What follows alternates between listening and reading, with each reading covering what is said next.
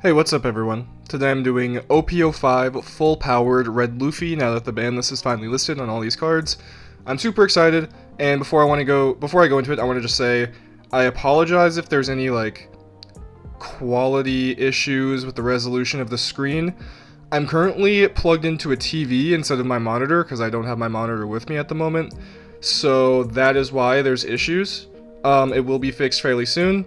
And hopefully the commentating kind of helps out with any visual issues. Anyways, let's get into it. So, we've got the leader. I've gone over this leader before. I'm not going to do it again, but I'll just touch on it. If your field has 0 or 8 or more Dawn, add a Dawn active. So you basically have 11 Dawn once you hit that certain amount of turns. So, anyways, 4 2k counters. Otama, best 2k counter in the game. One of the best red cards in the game. On play, give up to one of your opponent's characters minus 2,000 power during this turn. Insane, used in almost every single red deck because why wouldn't you, and goes great with both Newgate and the Luffy, so, you know, positive there. We've got 4 Namis, generic Straw Hat Searcher, not much else to say there. 4 Whitebeards, finally, 4 Whitebeards, feels really good. Gives your leader makes your leader 8k until the end of your opponent's turn, which is insane. 9k if you have a kid on the field. Really stupid, and then can also KO a 3,000 power or less when attacking. So, one of the best cards in the game, finally at 4, and the price is rising immensely. We've got this 2k counter here. I'm not sure about this 2k counter. I've made it Sakazuki, I've made it Sanji, I've made it this card, I've made it a ton of different ones. Not sure what 2k counter I want here. This is the one I landed on because it's a searchable by the Straw Hat. I don't really like Sanji except only against yellow, and even then, taking your life is just kind of scary, so not sure how I feel, but this could be any 2k counter, maybe Khalifa too or something like that. Moving on, we've got 2 10-drop Luffys. Rush, and once per turn after your opponent activates a blocker, KO up to one of your opponent's characters with 8,000 power or less. Works great with Otama, really stupid card with Otama, and just basically forces your opponent to take life every single time, or you just blow up their board immediately. So, really good. We've got 4 Basil Hawkins. On play, add a Dawn from your Dawn deck and rest it, and trigger play this card. Staple in red-purple Luffy. Not really much else to say. We've got 4 Zorojudo, which is a new OP05 card. If you have 3 or less life, add up to 1 Dawn from your Dawn deck and set it active, which is insane. If you can protect this card after he gets an attack off, and just protect him once for another turn, you're golden. He's done his job. Even if he attacks once, he's done his job. But if he attacks twice and he's setting Dawn active all over the place, just great card. Play it. We've got 4 Freinosuke. If you have 8 or more Dawn on your field, this character gains Rush. Almost never play this card, just really use it as a searchable 2k counter more than anything else. I've played it, you know, maybe 5 times. It can be played. It's got Rush, not a bad card, but usually just more optimal things to play. You've got 1 Luffy, Nika. On play, Dawn minus 10.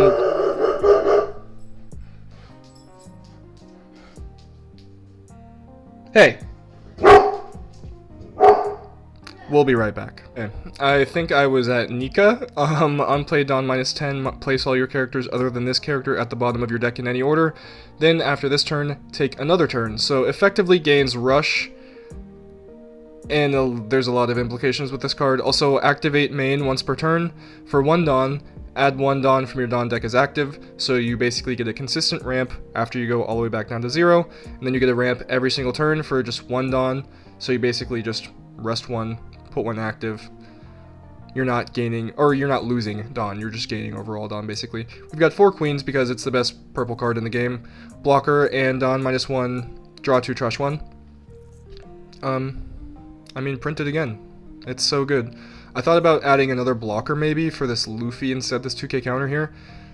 Not sure how I feel about it. If I did add something else as a blocker, it would probably be Chopper, just because a 1-cost blocker is really nice and convenient. We've got 4 kids. On play / when attacking, Dawn minus 1 up to your leader. Up to one of your leader gains plus 1,000 power until the start of your next turn. Really good and deadly when paired with Whitebeard. We've got 4 Rad Beams because 4 Rad Beams is a thing now. 3 Diable Jambes because anything more seems like a little bit overkill. This is the no blocker card, works on your leader and the 2 Luffys, which is absurd. Also works on Nami and this Luffy and this Zoro if you happen to need it for any reason. I wouldn't probably use it, but you never know. And then we've got 4 lead performer disasters. Draw 1, add 1 card from your Dawn deck and set it active. Really good active effect again. And it's also a trigger, activate this card's effect.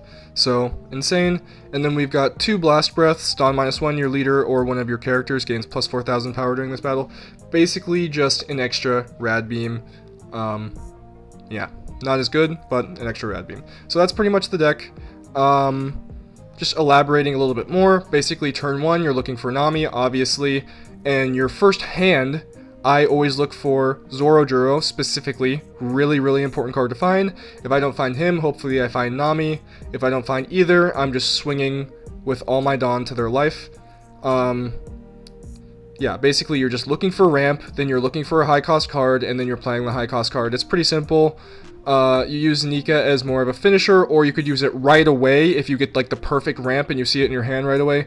You could play it and then ramp back up and then start playing other deadly things. Really, really fun deck. Really, really good. I'd like to play 4 Nika, but it's just not as valuable as keeping all your characters on the field, to be honest. Maybe I'll change this a little bit, but we'll see. I really like this deck list so far, and I hope you guys enjoy the gameplay here. So, see ya. Okay, so going into the gameplay here, I'm playing against blue-black Sakazuki. I'm going to choose to go first, because that's the, the turn I always want to go. I see Nami, so I want to see Zorojuro here, but I don't find it, so I end up taking a Diable Jambe, because that's always going to be handy later. Especially with the Rebecca spam that blue-black Sakazuki likes to do. So he's going to go ahead and use his leader effect to draw 1 trash 1, and then he's going to play Tashigi, I believe that is, to search. This is OP06, by the way, because they don't have the bans lifted on OP05 yet, so I had to get a little bit wacky here. I don't see any ramp cards, so I'm just going to swing 9 at life and pass. Get the guaranteed life. Not guaranteed, but, more than likely aren't going to counter out. Now, he plays Kuzan and passes here, which is a great turn for me because he doesn't threaten my life at all. Probably the best thing for him to do, but it just still, I don't know how I feel about him doing that. So I'm going to use lead performer and then swing 8 at life, and he takes again. He definitely didn't need to. I think that's going to be a little bit of a mistake, especially since he saw me search the Diable Jambe earlier. But we'll see what happens. I don't really care if he can KO anything, if it has rush, or if I just, swing full at face every single turn. So he's going to need to put out a blocker here. Or something. It's not looking good for him already.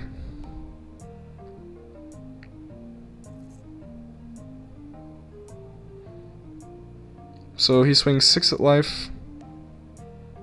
I counter out with Otama, because I'm probably not going to need her this game. He swings another 6 at life. I take, and I actually get the trigger ramp, which is real bad news for him, if I'm being honest.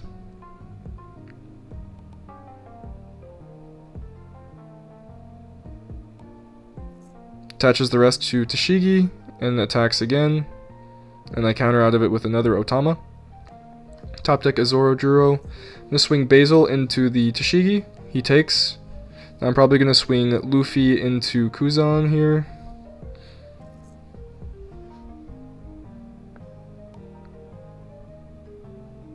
To get the guaranteed wasted card, and then I'll go 10 drop Luffy into Kuzan, more than likely take the KO. So 10 drop into Kuzan, swings, connects, and now he has no board. So he's going to have to do some real jumping through hoops here because he does not have a -4. It's going to be pretty difficult for him to deal with this Luffy with nothing on the board. I don't even know if he's got a Hina in the trash yet. So we'll have to see. So he swings 5 at Basil and does -1 to Luffy. So maybe he's got a plan here or something. We'll have to find out.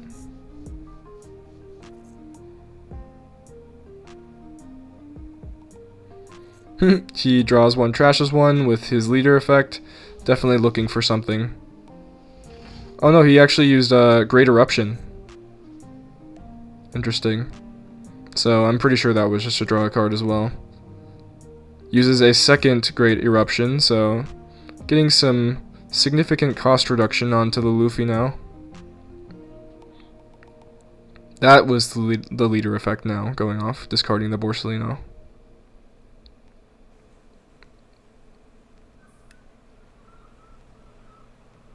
See if he's got the Rebecca combo or not. I don't think he's got it. Yeah, he is really deliberating here. He plays brand new. Probably looking for something to get rid of this Luffy. He does not find it, and he decides that's going to be the game there. Okay, so going into the next game, I'm playing against Vinsmoke Raiju, not really sure how you pronounce it. They do choose to go first, which puts me off curve, which is unfortunate, but I do find a Nami, and the Nami is going to search into a 10-drop Luffy, which now I've got both 10 drops in my hand, so I'm feeling pretty good about that. They swing 5 at life, not realizing I'm at 6, or just hoping I'll make a mistake.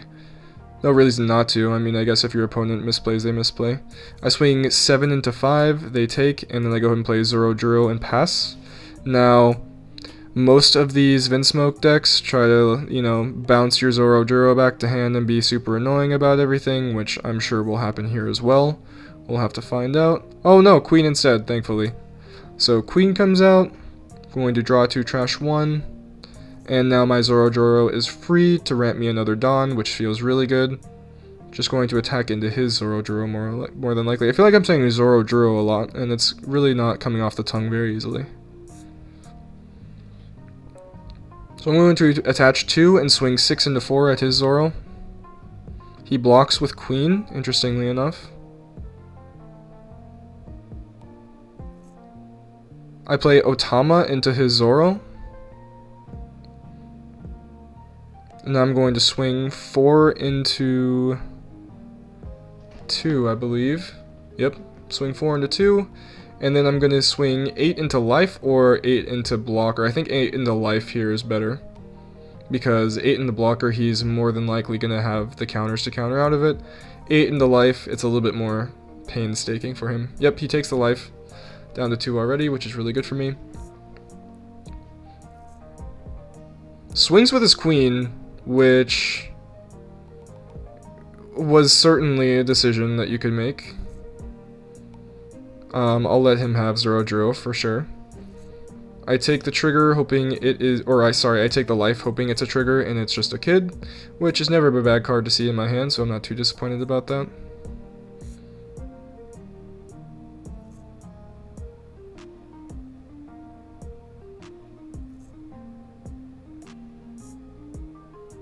He rearranges his top of the deck with Dofi, and then he plays Zoro again. I play Kid, give the attack boost to Luffy, and then I'll probably swing with Luffy with an amount that will leave some events up for me, because always gotta have some protection. I figure he doesn't really have any big bodies on the board, so 1 Dawn should be enough. He ends up blocking, which I figured he would. Now he swings 4 into 7 with Zoro. Nothing happens, obviously, but he does it just to ramp the Dawn. Then he plays Sanji into Kaido, which was pretty nasty, in all honesty. I kind of thought I was going to lose here. Definitely glad I saved a Dawn, because I could just Rad Beam out of that attack super easily. Kind of feels like cheating, quite honestly. So no, I dropped the 10 Luffy here, I think. And I'm going to start trying to clean up these blockers on the field or whatever else. Unfortunately, I don't have Otama's effect just yet. But I actually get to go Dawn -1 with Kid, which will allow me to ramp with Luffy again, leaving a Dawn active for events, which is really cool. So I feel like that's where the skill gap in this deck really is leaving enough room to not die, and also drawing the cards you need to see, specifically your events. It's really important to see your events. So he triggers his blocker here. Unfortunately, I can't KO Sanji or Kaido because they're both above 8, but fine. Didn't want to anyway. I ramp a Dawn to leave one for Blast Breath. And I've got 2 Diable Jambes in my hand, so it's not looking great for him. He swings at me with 10, I counter out with Rad Beam, or sorry, Blast Breath. He swings at me with 9, I take. And he's probably going to swing with 7, interestingly, and then he plays Queen. Draw 2, trash 1 once again. Now I've got Diable Jambe in hand, so if I can get him to take that life that he's got, I'm looking real good. I think I'm just going to swing 3 times. And then I'm going to go ahead and play the 10 cost Luffy. Now I didn't use Kid's effect here for the attack boost because I wanted to be able to ramp with my leader effect. And if I used Kid's effect, I would have had to Don -1 and then use Luffy's leader effect just to play Nika. But I wanted Luffy's leader effect for after I play Nika, so that way I can ramp even faster and harder. So he does take life, which is probably going to be pretty GG for me. Don -10, double ramp, pass. And then next turn should just be 6 at life with leader, and then however many at life. Yep, 6 at life with leader, and then I'll attach, what, 4 in Diable Jambe? So that's, or no, sorry, 3 in Diable Jambe, so that's going to be 15 at life, no block, and GG. Okay, so I win the dice roll against Katakuri here. I do choose to go first, because that's optimal for me. I see Zoro and Basil. This is the optimal ramp setup. So I'm keeping it, despite my other cards not being that good. Hopefully I will draw them, or, you know, find them somehow. So I swing 6 at life, and then I'm going to play Zoro Juro. Pretty basic first turn. Making sure to attack before deploying for the correct sequencing, so I don't run into a Thunderbolt and get my Zoro Juro zapped off the field immediately or anything like that. So he's going to swing 7 at life. I'm probably going to counter out here because I do like to save my life a little bit, considering he'll be banishing it later. So go ahead and give him an Otama here. He plays Pero and passes to me. I'm going to more than likely attach a certain amount of Dawn to Zoro, swing, play Basil, and then swing again. Could even summon another Zoro here, but I don't think that's necessary at all. I think I'm just going to attach 1 or 2 to Luffy and then play a Basil.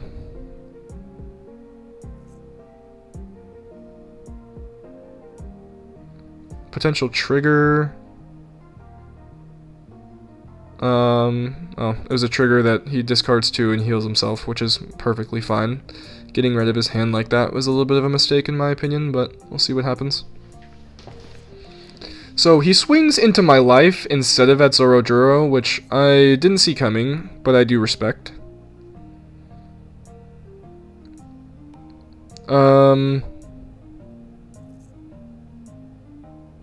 Unfortunately I had to take it there, but I have all the cards I need now. Probably Kid into Whitebeard is the way I win this game, because he's going to Big Mom me, and then he's going to have a Big Mom on the field. So more than likely I'll win by having a big life, and then hopefully being able to counter out with events that I'll hopefully draw, and another 2k counters that I will also hopefully draw, so we'll see what happens. I'm going to swing Zoro Juro into Pero, does nothing, and then I'm going to swing Luffy into Pero. He may or may not take, depending on what his hand looks like. He does not take. Go ahead and use the Gear 5 Luffy. Return everything, ramp back up, and end my turn. Not sure how I feel about the Gear 5 Luffy over the Kid. I think Kid is much safer, but at the same time, if he just Katakuris my Kid, that feels really bad. So, not super mad here. I'm super far ahead in Dawn already, which is probably the reason I did it, I'm guessing. Don't have to worry a ton about it. Now I can play Zoro Juro and have one for Rad Beam, I think, right? Yeah, nice. That was a pretty good turn, actually. I think that was the optimal play, because now I've got the 10 cost on board, and I'm about to be able to drop a Kid or Whitebeard next turn, so it's looking pretty bad for him. He swings with, I think that was 5 into 6, which does not work for those counting at home. And then he plays Rush Katakuri, which I don't think is a very good card in that deck specifically. I top deck a Basil, which is interesting. I could ramp up more if I need to, but I don't think I do need to. Just gonna go ahead and attack with Sorojuro and ramp, and also ramp with my Luffy.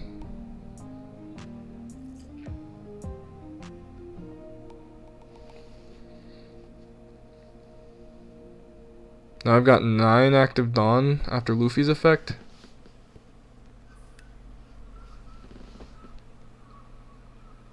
And I'm going to go ahead and play Kid into Whitebeard. It's always better to play Kid first if you can afford to. In this case I can, because next turn my leader will be 8,000, or sorry, 9,000 rather than 8,000, which is disgusting. So I swing into his life, he's pretty much forced to take. I leave some Dawn active for events in case my last life is an event, but it's not because it's getting banished. So chooses to play the Big Mom, leaving no attacks left because I had a 7k leader. So I think this is a no-brainer. Whitebeard, probably. I don't think playing the 10 drop is worth it here. I think I lose if I do, because I have to connect on basically every hit, right? So, no. Whitebeard's definitely the safer play here. And I've got a decent amount of counters in hand. There is a chance that I can win. So I'm going to go 8 at life, Dawn -1 to give Luffy 7.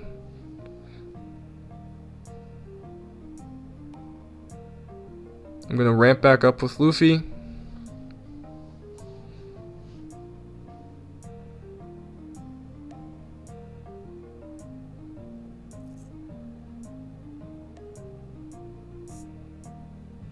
Go ahead and play Whitebeard and go 9 at life.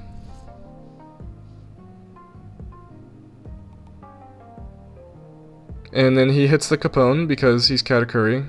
Every Katakuri player always has a Capone in the last 2 lives, so we hold that L a little bit, and we go ahead and pass. But it could have saved us from maybe triggering something worse, so you never know. Swings into me with Big Mom, Rad Beam out of it.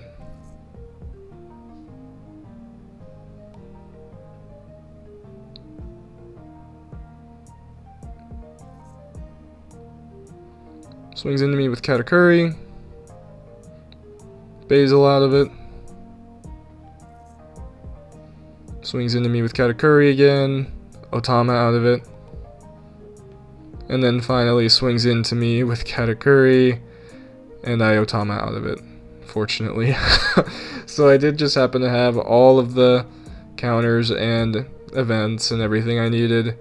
And it's going to be pretty much GG no matter what he does here. I've got Diable Jambe. All I have to do is make him take 1 life somehow. I've got Whitebeard in case he hits a Brûlée or something. It's over. For sure.